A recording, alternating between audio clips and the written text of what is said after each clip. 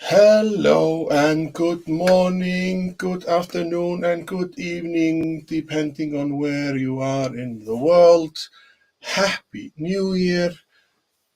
Thank you for showing up and take a look at me. I'm ready for the next festivities.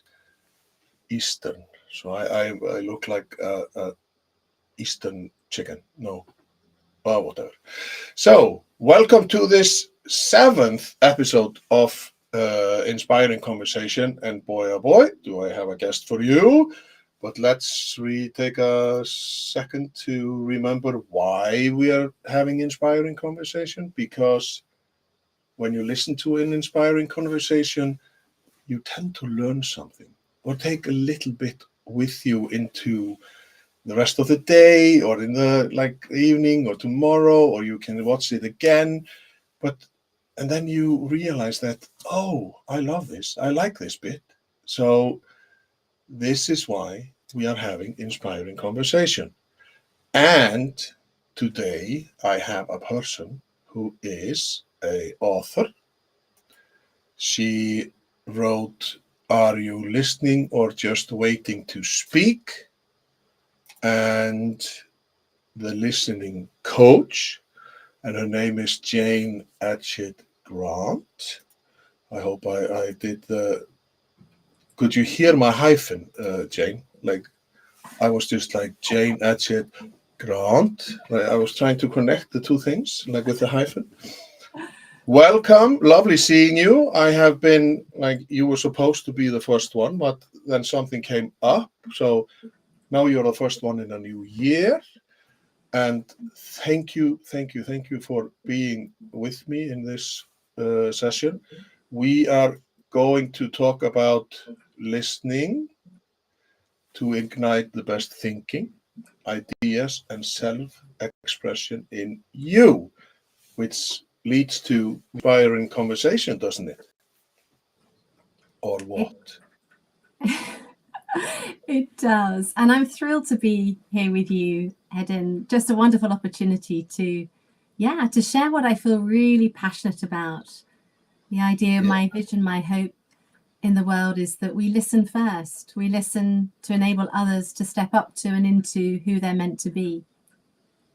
Oh, great. Yes. So let's dive into. First, you have to tell us a little bit about yourself. And please talk about the hyphen. Why do you have a hyphen in your name? And the second thing that you have to mention when you talk about yourself and your path to listening is, were you a bad listener? Wow. Yes, it's a task. All right. Take it away, Jane. Okay, so you invited me to share with you a little bit about my name. Well, I guess my story is that I was not born with the name I have today, neither Jane nor Adshead-Grant. So I was born into this world some 57 years ago, and I was christened Rosalind Jane. But by the time I was 18 months old, my mum thought, she doesn't really look like a Rosalind, so let's call her Jane instead. So at the age of 18 months, I became known as Jane. And my maiden name was Glenister. And it was when I was married that I took on my husband's name. And he had the double-barreled name. I think many people think we might have linked the two together, but I married into an Adshead-Grant family.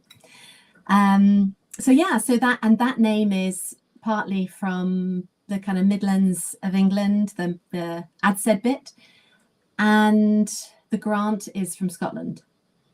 Oh, then it's good to have a hyphen. So, but you I have to agree with your mother. You don't strike me as a Rosalind. Isn't it funny when we thought about this when we got our when we got our twins? We had to have like I wanted the boy to have a specific name, and then my wife, she dreamt her mother coming with a cup where it had another name, and I said yes, his name will be Aron Ingve, and then then we had to figure out the possibilities for the girl because we knew that, and it was like awful. And then when I saw them both, the girl's name, Freya, like as in the Nordic mythology, it was just perfect. But when I saw him, I was just like, because when you think about Aaron, you think about Presley, you think like dark hair and stuff, and I was just like, he's red, but now he's grown into it. So, but it's funny how we decide something and then you are not in that name's role, so to speak. So your husband is lucky. So you are maybe it's. I thought maybe it was like he is probably an earl or something. Not even. No. Oh, okay. Well, I lose. So you can answer the second question. Were you a bad listener when you were growing up? Gosh, do you know, I've never been asked that question before, strangely. And I guess what I would say is that I feel that when I was growing up and even now, I could always improve, always become a better listener. And interestingly, I discovered the art of listening through my shifting my profession, because we learned listening when I became an executive coach. So listening was very much part of the training. But actually, a question that I get asked is, when did I start? When did I even know? When did I know that listening was a thing? Or, what was it like for me?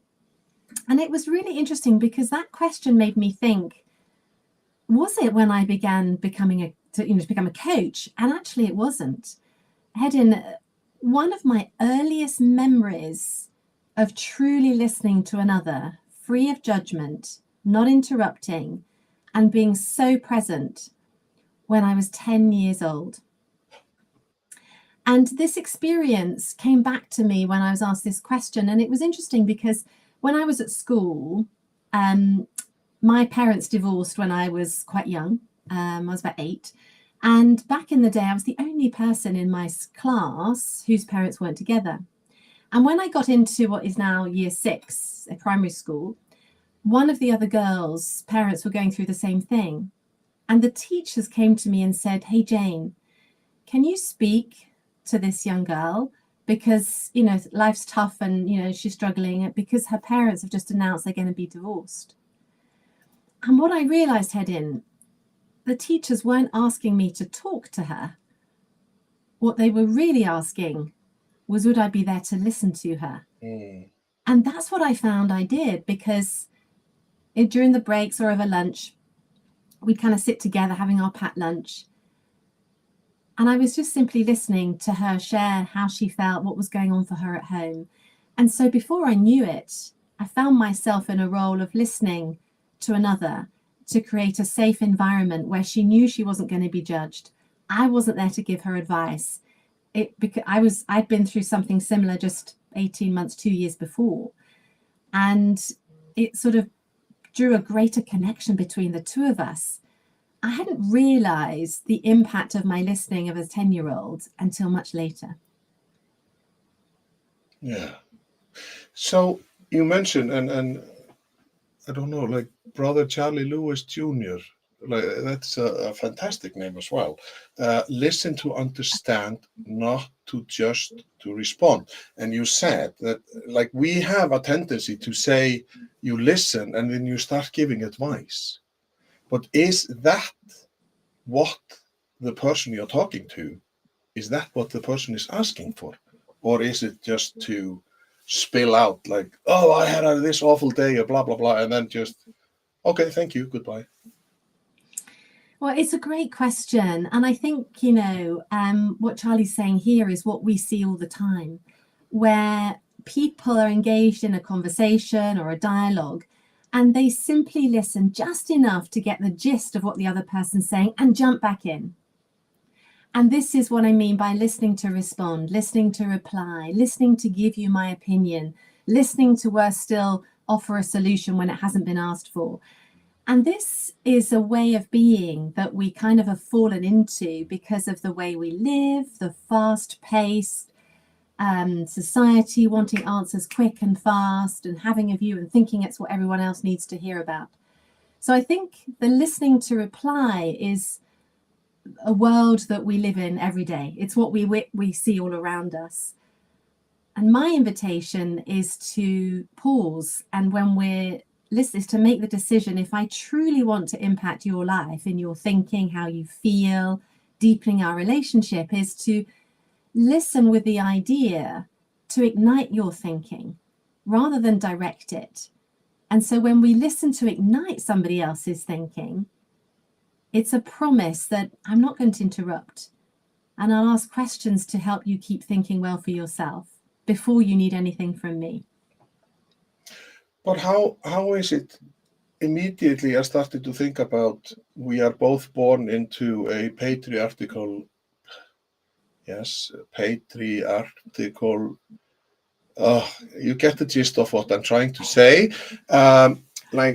Where back in the days where the men, they just said what they had to say, the woman was at home or wherever, and they were not supposed to say much, and the dinner had to be on the table and whatnot.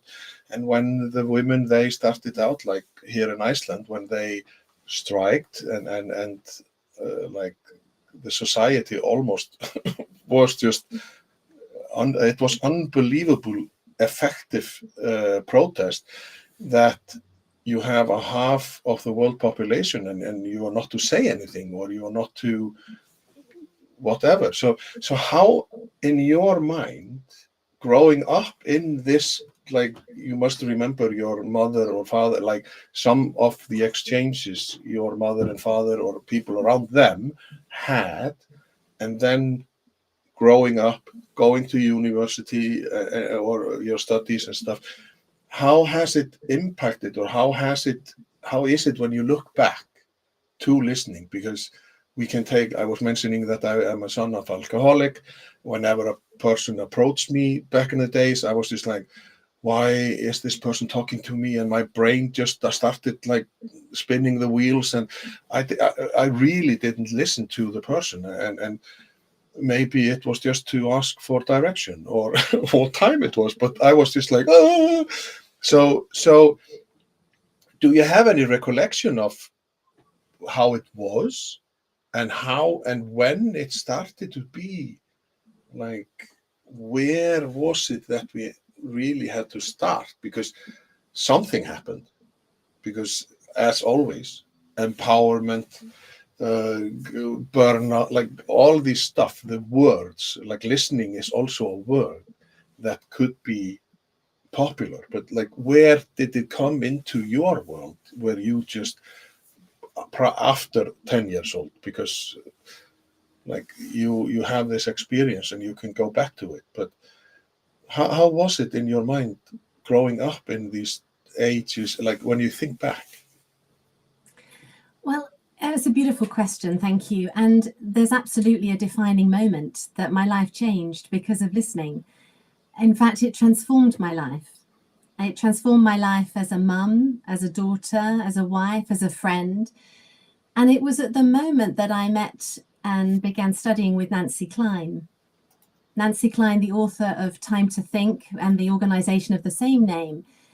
Because before I met Nancy, I felt I'd listened pretty well. I discovered active listening, reflective listening, empathetic listening, listening for information, and I was okay at it. I was 10 years into my coaching career, and I'd also grown up in a very male-dominated environment. I lived with my brother and my dad as I was growing up. And then I started work. I worked in investment banking for chief execs, and then I moved into HR, and I was supporting front office, investment banking, equities, fixed income. It was very fast-paced, male-dominated. And I saw the impact of listening, or rather the lack of. And So my coaching, as I began to coach, what I began to see more and more of was the struggles that the gentlemen and ladies that I was coaching was that they simply weren't listening. They were getting frustrated. They were not able to influence or inspire their team members.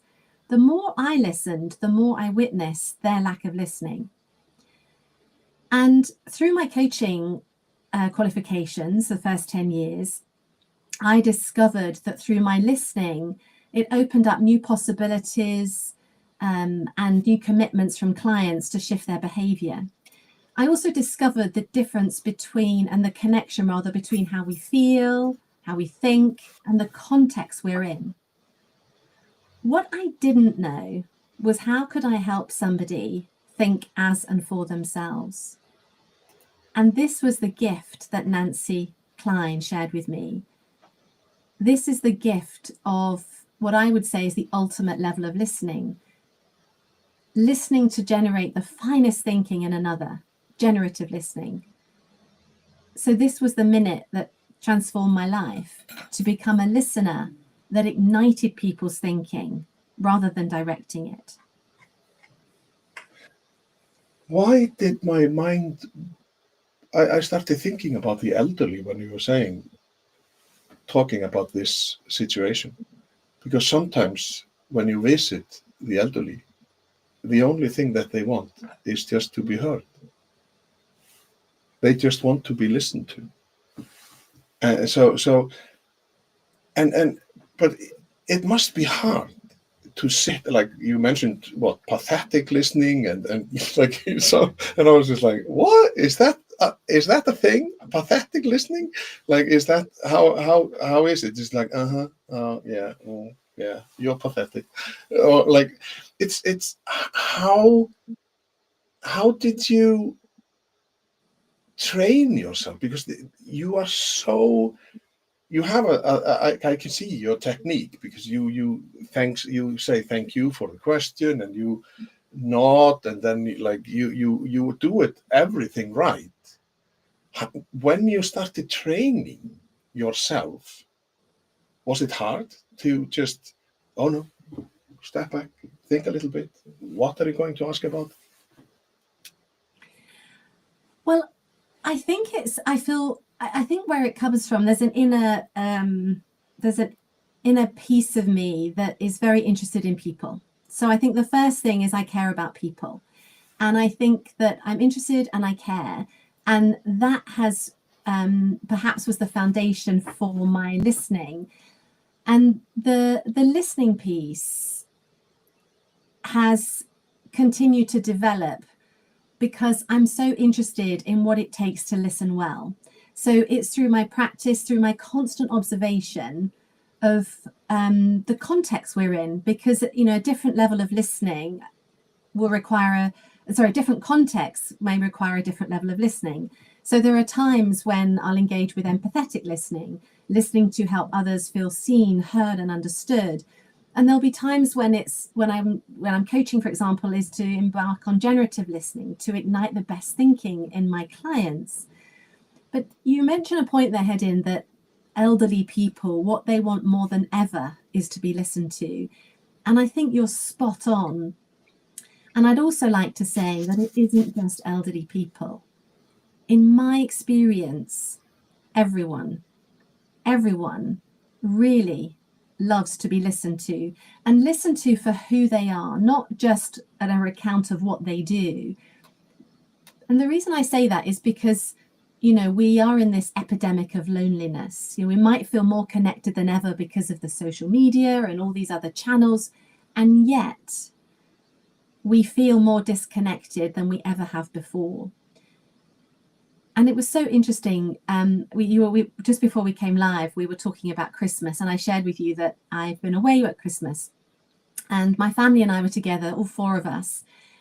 And our eldest daughter, towards the end of the holiday, said, Mum, this has been a magical time. It's so rare that the four of us, because both girls are at university, the four of us are together. And in many of our experiences on this holiday, we were without Wi-Fi, sometimes without electricity, and in the depths of a rainforest. And we had each other. And so we embarked on some really meaningful conversations, peppered by some questions that, everybody was generous enough to ask, to really get to know even more about who we are, because we don't all live together. The girls living in two different places and my husband and I in another. And so it was wonderful to have this experience to connect really deeply, free from social media, free from the distraction or interruption of others, or even the environment. We were just together, and it was really magical. And that is what Charlie says, like receive your present in the present. And it almost sounds like you were just back to basics, because it's just the young people, they don't know how time has evolved from when my parents were growing up having nothing, and then the all the technology, and then and we are at a place where we don't even know what is happening, because it is just like this. So it's lovely to sit down and say, so how's your life, and just talk about it. And Rob Bessie, he asked, like, did listening change you, or was it what you heard? Like, how does listening impact you? Like, and how, yeah, does it change you being so attentive, listening attentively? Oh, Rab, thank you for this question. I absolutely love it. It's not been asked of me before, but yes, it changed me. So it changed me, it transformed my life. And the way it did that as a listener was it deepened my relationships with others. For me, listening is a courage building skill. I say that because it takes courage to listen to other people. It takes courage because we don't know what they're going to say, and we cannot unhear what we've heard.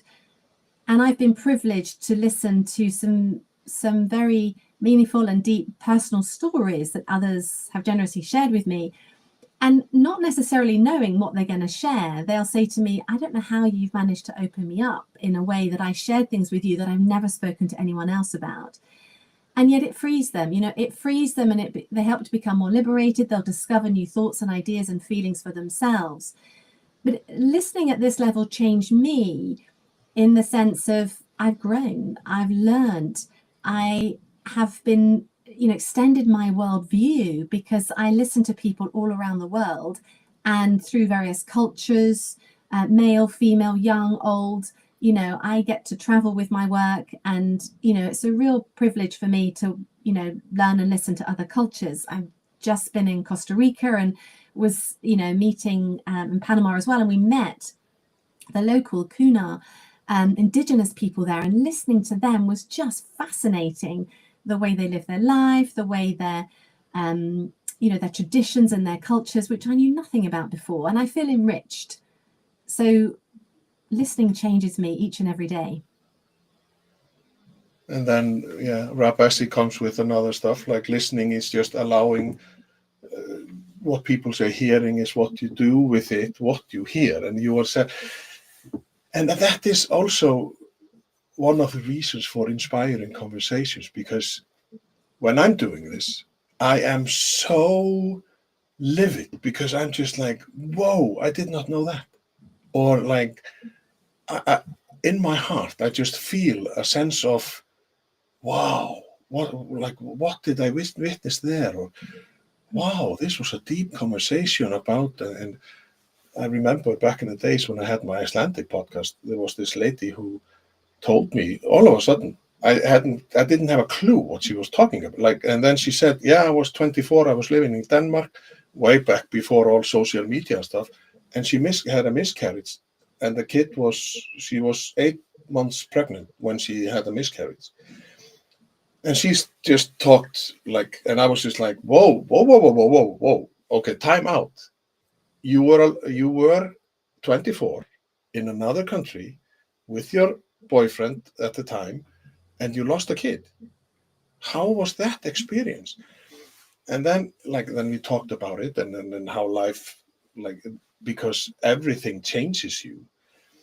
And then when afterwards she said, I don't know why I belted out my miscarriage.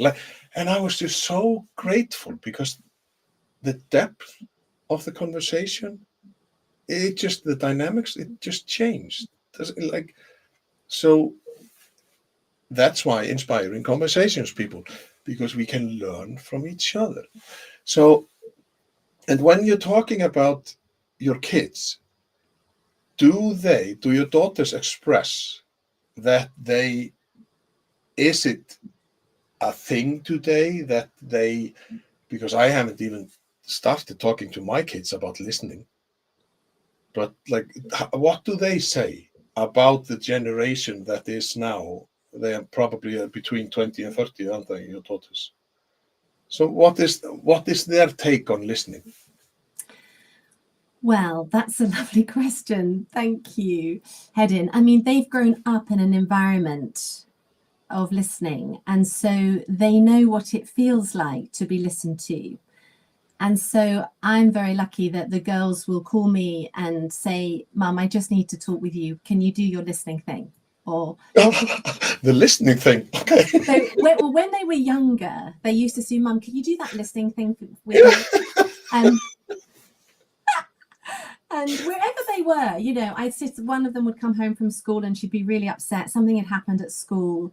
And I'd say, sure, so she'd be in her bedroom. I'd sit on the end of her bed and she'd just share with me, and, maybe out of frustration or in tears, whatever it was. And so we had that, or they'll be in the bath and I'll be sitting there with them and they'll recount what's happened. And actually, so they'll say, that's when they were younger. Now they simply call because they know they're going to be listened to. They know they're going to be listened to free of judgment. There's no advice giving unless they ask for it, and free of interruption. And also, when the girls were both living here at school, they would bring their friends home because their friends would say, oh, can we come back to yours because your mum really listens? And it was such a beautiful thing to hear that they would bring their friends home for that very reason. And it was interesting. My girls would say that it's still a very underrated skill. They live in this world that we spoke about earlier, Hedin, that's fast paced, and, it's peppered with interruption and solution giving and, listening just enough to get the gist of something, people speaking really fast as I'm doing now because they're frightened that any minute now somebody's going to interrupt them. So they get used to that world. But what they realize, and they are both really good listeners. So many of my friends will comment on our girls and saying, gosh, it's so lovely to be engaged with them because they are really listening. So, Yeah. That's what's lovely. And that they do that for their friends. So they're quite often in their group of friends, the person to whom the girls and the boys go to because they know that they're going to be valued for who they are. So I don't know if you saw it, but you have a new fan. Rap, he says, Jane has inspired me to listen with a purpose. I never thought of with a purpose I never thought of before. Charlie, he says, I needed to hear this message. And he says, listening to y'all, I love this. Y'all speak had truly inspired me. Thank you. And then Rap is really good at talking to when he started commenting. Sometimes they are in a discussion, the people who are listening to this conversation. I'm just and I post it because I find it really hilarious because it starts a connection. But I have an idea for you, that your next book, which we will talk about the two other books, and I think you should call it, Can You Do This Listening Thingy? I think that is the best title, and then you can give your daughters a commission of every sold book just for the title. No, was it me? Oh, I think I will take it. Yes, scratch the daughter thing. Give it to me. So maybe because kids today, they are so wrapped up, and it's absolutely true. Because when I was working with people I was working in a youth club and I was working with people 20 years younger than me.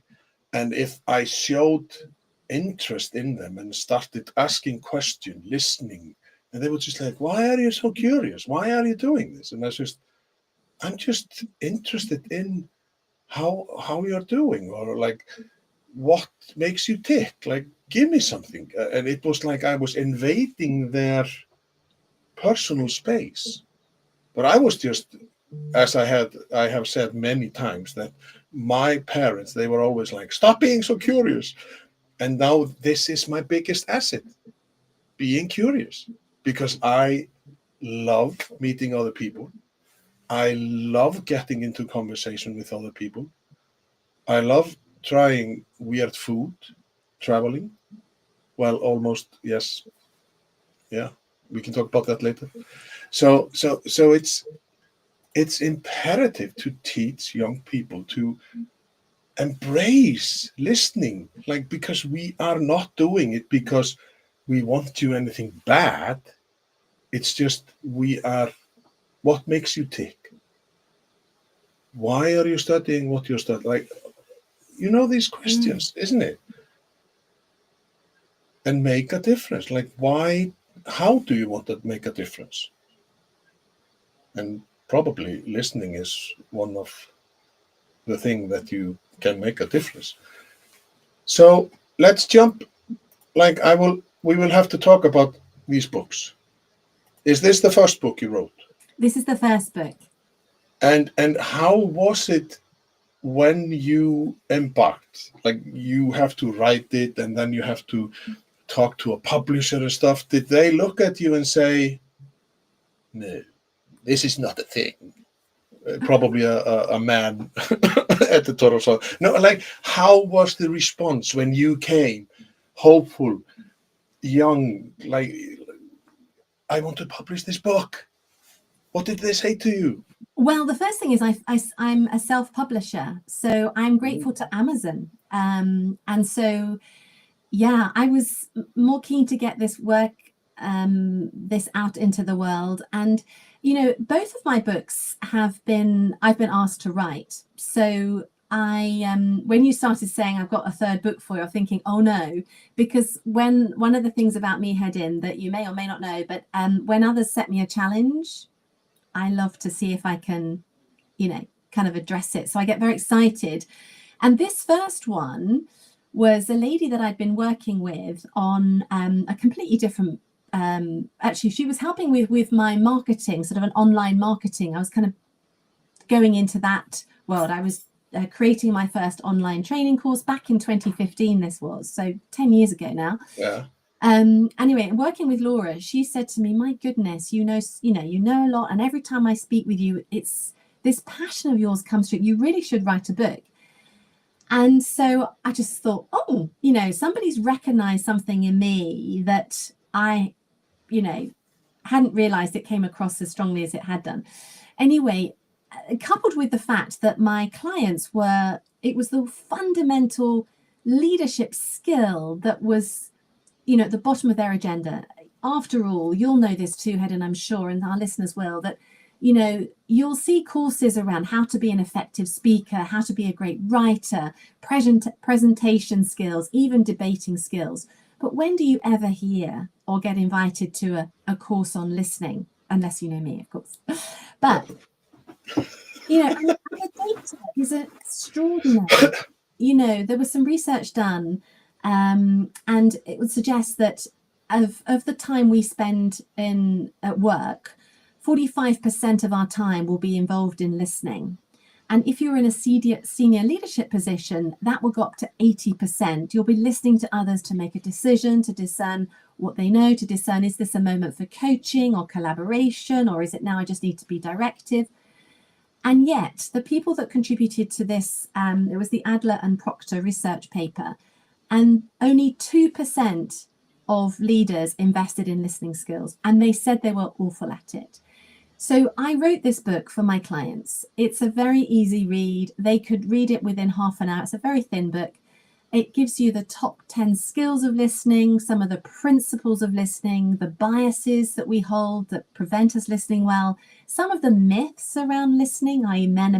women are better than men, older are better than younger. And I squash all those myths. And, you know, some practical ways to really put into play immediately that help us listen more effectively.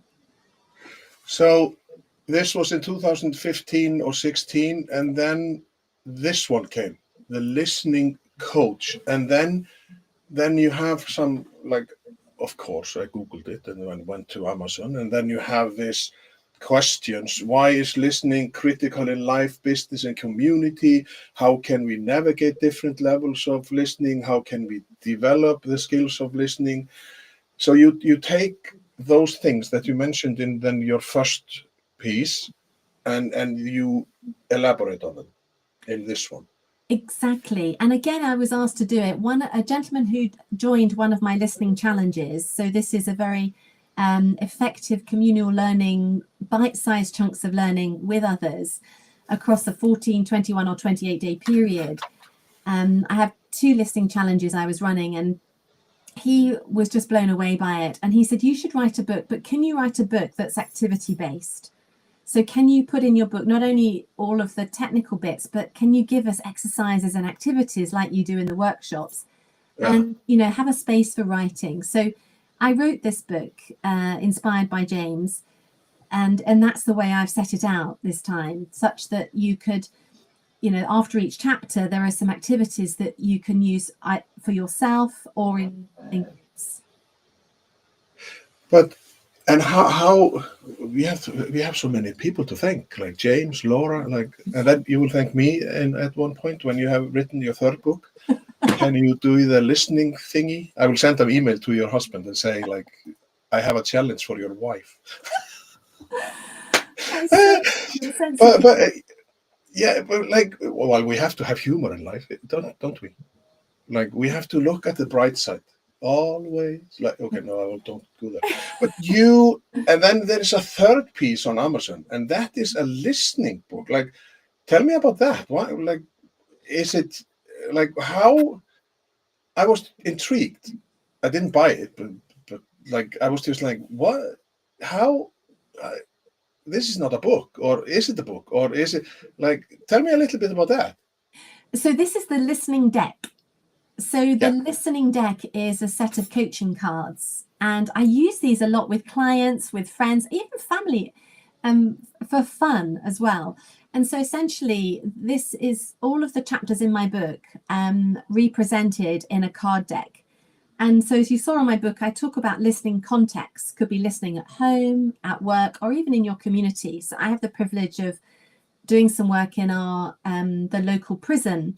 And so this is an experience of listening in community, listening to individuals, in this case in the prison environment, pretty tough as you might imagine, or even at my church, wherever it might be. It's a different kind of context to listening around the family table or, you know, in our work environment. So the card deck is a very fun, talk about fun. I agree. Why can't work be fun? And why can't listening be fun? So when I'm being asked to hold events or running facilitating workshops, I'll often bring my card decks and, you know, invite people to have a look at, say, for example, some of the biases, some of the things that hold us back from listening, one of which I call the solutioner. A solutioner is somebody who listens just enough and thinks, I've been there before, I've done that, here's what you need to do, head in, you know? And they offer a solution before the speaker has finished the situation. Yeah, been there, done that. And it honestly, it's probably the most common. And I'm so grateful for people fessing up. I'm like, you know, well, thank you for fessing up to that one. And so, you know, we'll pick one of the biases and say, okay, so this is my kind of nemesis. I realize that. So there's another set of cards which are listening principles. So let's have a look at some of the principles. You know, if we were to adopt the principle, for example, of listening for potential, you know, if we know, and this is, I guess, one of my principles and philosophies of life, is that I believe that every human being is inherently good. is born with goodness. And actually, if we don't, and it's there, we just need to look for it. And when we look for it, to appreciate people, not for what they do, but who they are. And when we listen at this level of generating the finest thinking, guess what we get to hear? Guess what comes up? Because we're not listening to solutionize or tell someone what they need to be doing, or we begin to hear their goodness, their resourcefulness. And so, when you realize one of the biases, maybe I'm a solutioner, but if I begin to adopt the principle, listen for potential, gosh, I wonder what more they can think of, how much further can they think before they need anything of mine. And another thing for me is, how do I know that what I'm about to say would be of more value than what you're about to think? So I'm going to keep stum. I'm going to adopt the principle, or the skill of silence. So the card deck is something fun, tangible, brings variety to any group setting, but you can use it for yourself. Totally agree with that, says Helga. Thank you, Helga. But I okay, when you are born, you are not born bad. You are born we have to think that we are born good. We have a clean slate, and then environment and parents and all the stuff that kicks in. Because and a reason for why I am talking about newly borns and stuff is I'm intrigued when you go into a prison and you sit with an inmate and the inmate starts talking to you, how your feeling or your experience is it that, because sometimes when you speak, you are misunderstood. And when you are misunderstood, then it's just like, oh, to hell with it. You don't, like, it doesn't matter what I say, or like, how was it for you to go into the prisons and talk to inmates and then just open them up? Like, did they realize something? Or like, can you, maybe, I don't know if you can, like, do you know where I'm going? It's just, how much did they open up? I don't know why am I talking like it's all men that you visited, or because like they, as in the humankind, like what experience, like goosebumps moments, or give us one a little. Well, I can tell you, I mean, the very first time I went in, I was terrified. I was absolutely, I was shaking, because I'd never been in such an environment before, and I was scared because it was all male and it's a category B prison, so it's pretty tough stuff that they're in there for. So drugs, rape, murder, really harm, and all of those things. And so it's a tough environment, and I was scared because they were physically big lads. A lot of them were big.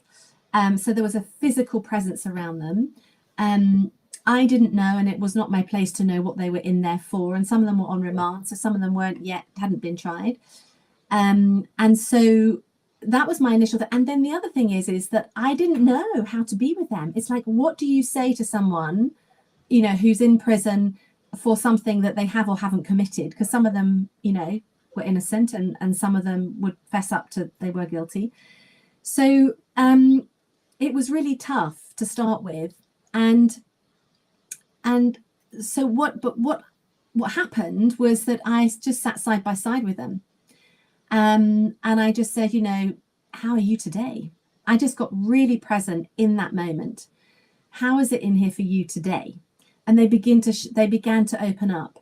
And many of them told me what they were in there for, but I never asked.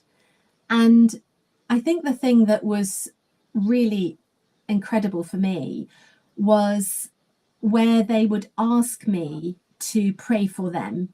So they were, at the end of our time together, I was in there as part of the pastoral team for the services that we would provide them, as in a a Baptist Christian service. And they would come and they would say, "Can you pray for me?" And I remember my first experience, this tall guy, honestly, he was about 6'7". And he said, "Can you pray for me and my children?" And so I did. And as I was praying for him, I could feel his hand shake and tears literally falling down his face. And it was, I feel he was completely moved by the experience, as I was. I held it together until I left and until we'd finished. It was like, it was momentous, because I think for the first time he felt something other than it being just the two of us in that moment. And hopefully filled with a different presence that would help him make better decisions for his life, for his family and his children. Wow. Wow. Did you ever, in that, like in those moments, did they ever, did the inmates say to you, "I was never listened to"? Like I know that sometimes just sitting down with a person who is like, and you look them in the eye and say, "Okay, what's bothering you today?" Or look, however you ask them, and they open up. And it's just, wow, I like, as you said, like nobody has ever asked me that. Because today many feel, you were talking about the loneliness epidemic, people find themselves invisible because they are not seen and definitely not heard then. Like, so how, and inmates or prisoners, sometimes people who go on that path, there is something, like something puts them on a wrong path, let's say that. And then you come, Jane Adshead-Grant, with a hyphen, and sit down and say, "So, how are you today?" And it's so true. I mean, I think the thing that happened the most for me is what I learned is that some of these men have never been told that they were loved as a human being. And not that I said that to them, but I listened to them, but it made them feel that somebody cared for them. And I listened to them without judging them. And I think that when they know or they experience non-judgment, that was something that opened them up even more. And so some of them told me what they were in there for. And, you know, some of them said that actually, you know, I made a wrong decision. I was in the wrong crowd. Or I remember one young lad said, actually, I'm in here now. My dad's been here. I grew up with my dad being in here. My dad's in here. I'll get to see him soon. And so he'd fallen into a pattern of behavior previously.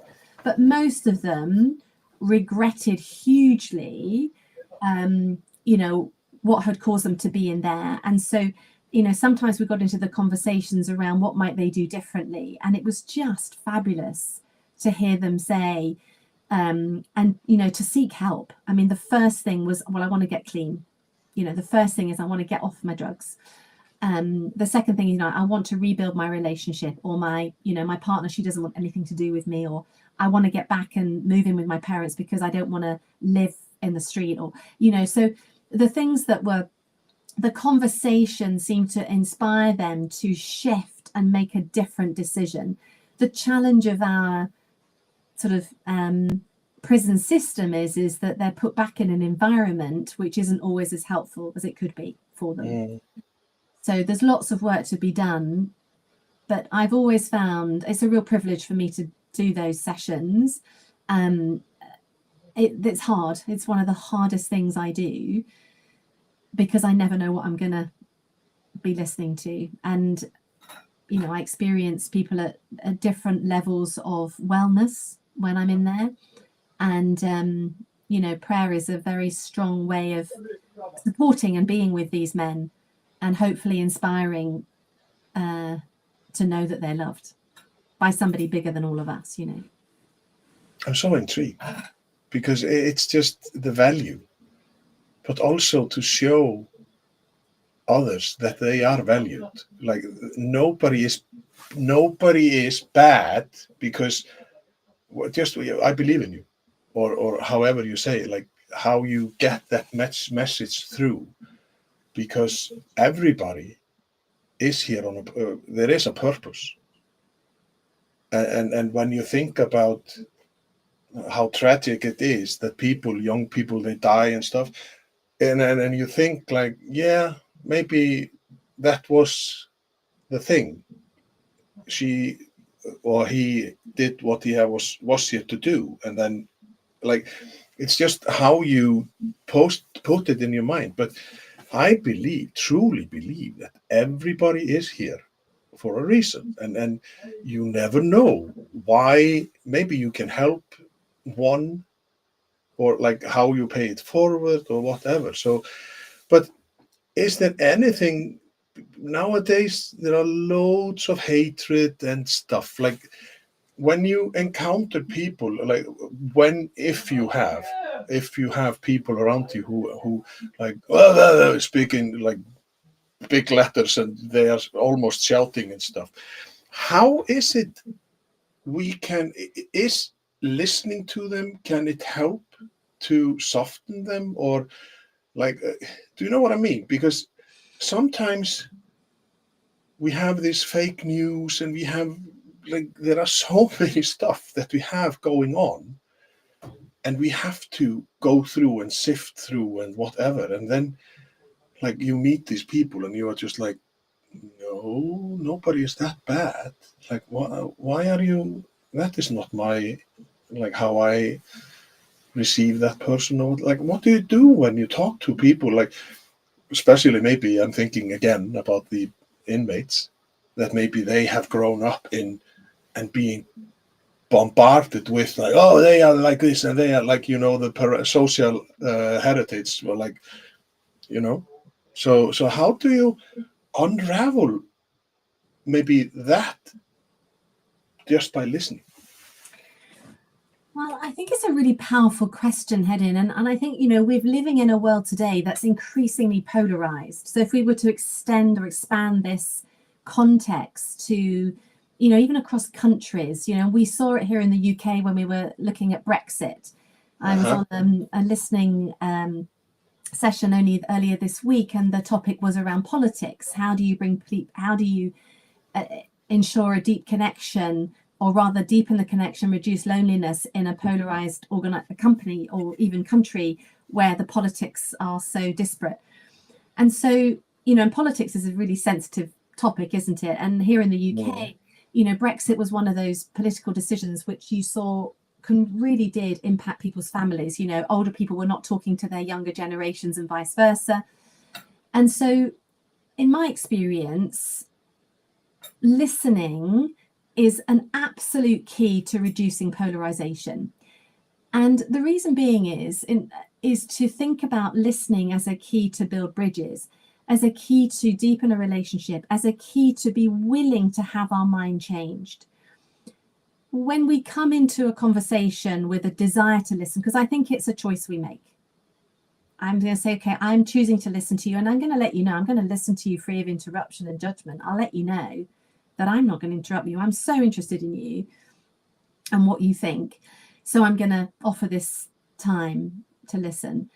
And so when we're listening to somebody who has a very different viewpoint from us, the first thing for me is recognizing difference. That difference is a way that helps us grow and learn and, discover what might be possible. And to celebrate the difference. That's what makes this world so exciting. Imagine if we were all the same. So it's our difference, it's our uniqueness that enables this richness, and it's our humanity that unites us.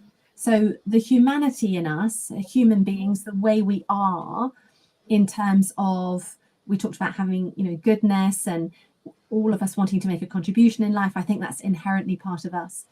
And the difference is what makes it exciting. So the first thing is a perspective, a worldview to say, well, let's celebrate how different we are.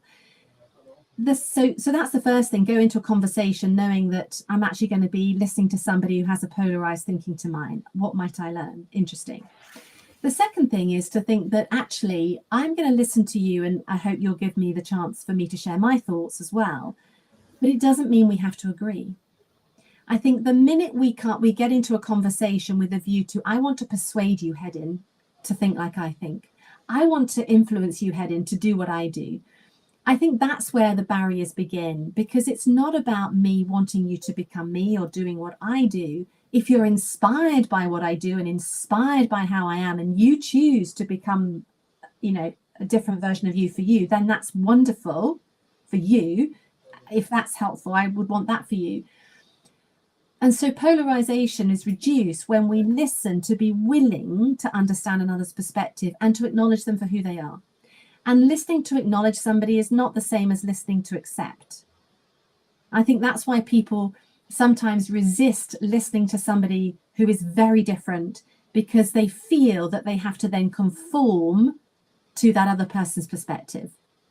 So in our household, we went through Brexit, and one of us was wanting to remain and the other one wanted to exit. And it didn't reduce our relationship. We didn't love each other any less. Rather, that I got to learn a different perspective, and I was interested in what was it that led to a different perspective. And so one of the things of being a really good listener is to develop the art of asking good questions. And it's not just any question. There's a real skill in what questions to ask and how to formulate those questions. And so in my work, in my workshops, in my book, I talk about wisdom accessing questions. That's the term that's come from a fabulous lady called Laura Berman Fortgang. She's also an author from the States, began her life as an actress and a businesswoman, is also a coach now. But a wisdom accessing question is a question that helps another. They're very short, they're succinct, most often begin with what rather than why or how. But they keep a thinker thinking well. So somebody with a very different perspective, rather than me defending my own and wanting to change their opinion, I might say, that's fascinating. What underpins your thought process? Or, what perspective shaped, or what experiences have shaped that perspective for you? And people begin to share that, and they suddenly realize, oh, well, I thought that way because my parents thought that way, and I thought that I had to think just as my parents did. And then I might say, and what if you thought differently? Wow, that would be interesting. What if I did have a slightly different view? Well, actually, then I think this. And so suddenly people change their own thoughts, not because of my thought or opinion, but because I've helped them think through things from a different perspective, through questions. Sometimes it's also, because you mentioned Brexit, I think it's just, let's agree to disagree. You don't have to agree on everything in life. Like we had election, and my son, he surprised me, and I was just like, what? But okay, yeah, this is your life. I'm not going to influence you on that, but let's agree to disagree. And because Charlie, he says some suffer from unfulfilled dreams. That is a totally another discussion, because that is also, how do you cave in adversary, like cave in, or how, like there are so many elements in why you have unfulfilled. I can't speak. So the word with the U, like there are people who just, they cave in, or the school doesn't teach how to reach a goal or whatever. Some people are content working in the supermarket doing the like, and that is their prerogative. Some people want to be politicians. Some people want, like, we are all different as we are many, and food for thought. If everybody was like me, both female and male, I would that would be horrible. I started thinking about that. I was just like, no. Like if I was talking to a female version of me, Jane, that would be horrible. Like, we would just laugh. But An hour is gone, Jane. We have been talking for hours. Like, this is brilliant. And how, because we have to wrap this up. Like, how can people get to you? Like, you have a website. I forgot to post the website. Can you mention your website, and we will post it on LinkedIn later on? Yes, of course. I have two, but the easiest one to get to is thelisteningcoach.co.uk. Everything we've talked about today is on that, and you can contact me there. I'm also on LinkedIn, so find me, Jane Adshead-Grant, equally on Facebook. So please, yeah, delighted to be in touch. And I've loved some of these comments. I've only just can see some of these comments now, and feel thrilled to read some of them, or all of them actually. But please do be in touch. I'd be thrilled to follow up with a conversation. Yeah, that is like, we have to. That's why we have the conversation, because we have to talk to each other, and we have to show interest and everything. So, but it has been lovely. I knew this would be, as I said, that you were supposed to be the first one in 2024, but okay, now you're in, and now you have laid ground for inspiring conversation for year 2025, and talk about which the next inspiring conversation will be in a week time, Thursday the 16th of January, and then I will be speaking to Madhurima Sapati about preventing burnout, and she will give us strategies for multi-passionate professionals to sustain passion and productivity. It's good that you talked more than me. Like, I would be like my mom. It's just like, but I hope you had fun, Jane. And I, like, from the bottom of my heart, just brilliant. This is so brilliant, and the work you're doing, and just, I'm rooting for you. And Hedden, well, thank you for inviting me here. And it's such fun. My goodness, from the moment we got on this call today, you made me smile. You helped me to truly relax and be, just love it with you. And thank you too. I'm so appreciative of your encouragement. You helped me become better through your encouragement and support, not just here, but through when we met previously with our dear friend Kevin. And I've loved every time we've had the chance to interact. So thank you. Well, thank you. So, from the Eastern chicken, goodbye from Iceland. Goodbye Thank from you very London. much.